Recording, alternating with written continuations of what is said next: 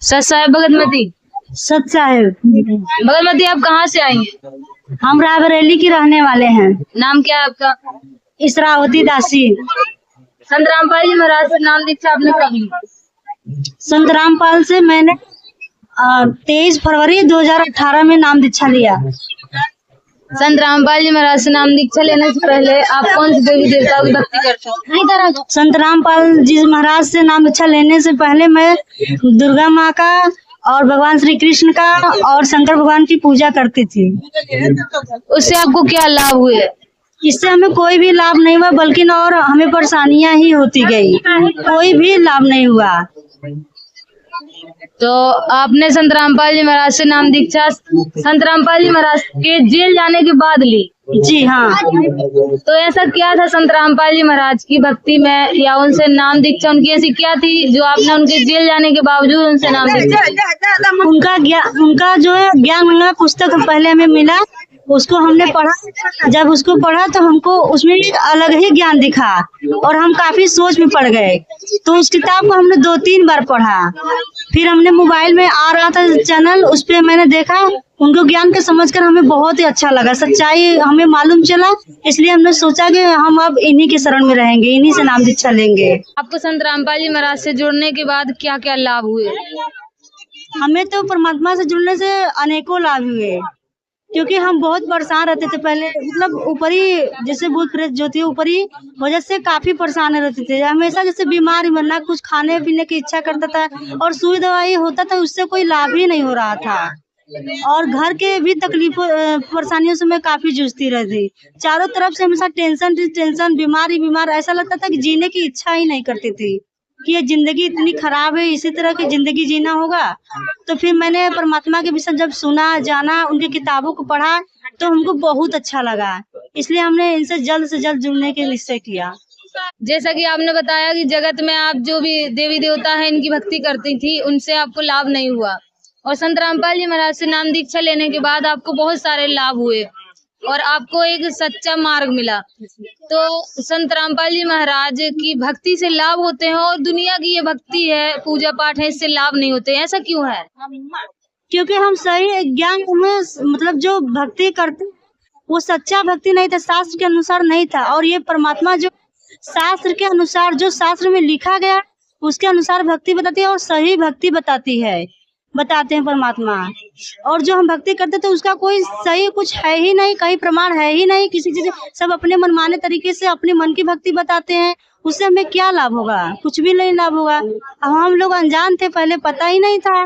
जब परमात्मा के विषय में जुड़े, जाने, तब हम लोग को सच्चाई मालूम चली, तब हमने जाना कि सच्चा परमेश्वर संत रामपाल ही है। तो आपके संत रामपाल जी महाराज के अनुसार परमात्मा कौन है? संत रामपाल महाराज के अनुसार तो परमात्मा कबीर साहब है, लेकिन उन्हीं का अवतार संत रामपाल जी खुद हैं। तो कौन से शास्त्र में, कौन से वेद में इस चीज का प्रमाण है कि कबीर परमात्मा है? गीता में है, गीता में प्रमाण है, वेद चारों शास्त्र में भी प्रमाण है, कुरान में भी प्रमाण है, बाइबल में भी है और गुरु ग्रंथ साहिब में भी है।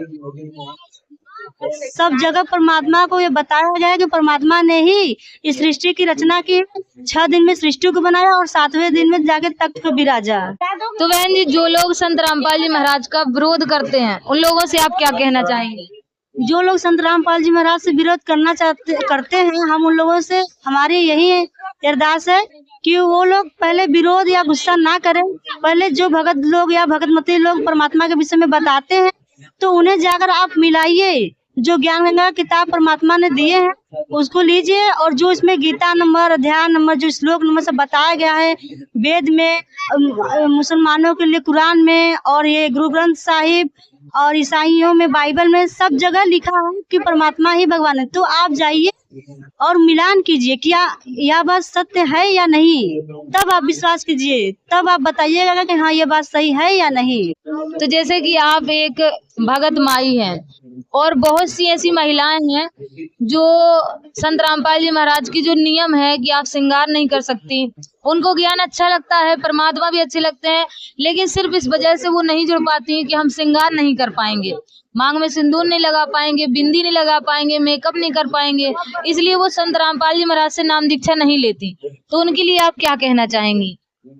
देखिए, हम उन माताओं बहनों से हम यही कहना चाहते हैं कि श्रृंगार करने से कोई लाभ नहीं होता, क्योंकि हमें जिस परमात्मा ने हमें ये शरीर दिया है, हम उनकी भक्ति के लिए हमारा जन्म हुआ है, तो हम अपने उनकी भक्ति करके मोक्ष बनाए। क्योंकि हमें ये सब ऊपरी चीज बनावटे करके हमें क्या लाभ, जब हम सुख से रहेंगे ही नहीं।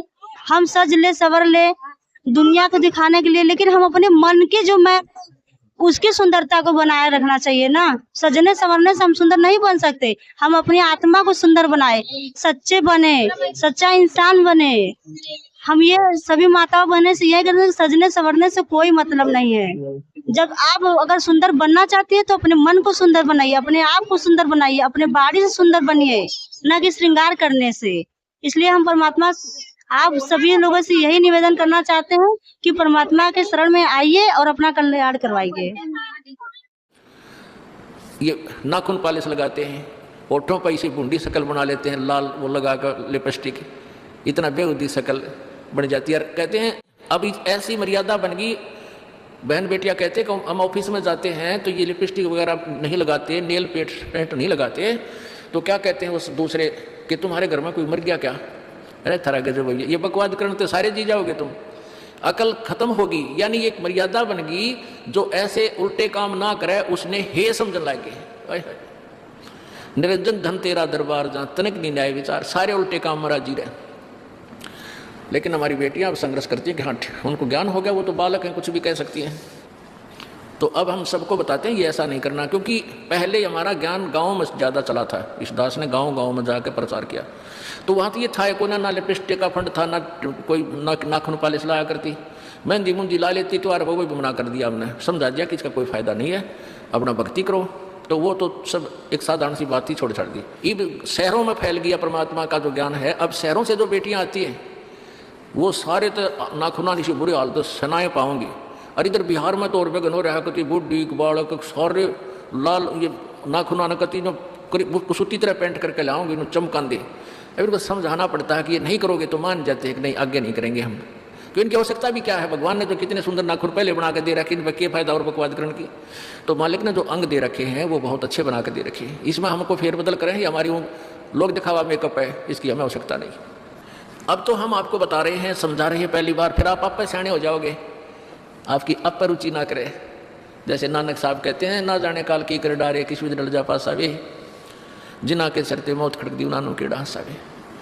अब प्रसंग था कि साथ मिले साड़ी शादी होंगी और भी छड़ जा दिलगिरी वे, अख दे नानक सुनो जहाना ये मुश्किल हाल फकीरी वे।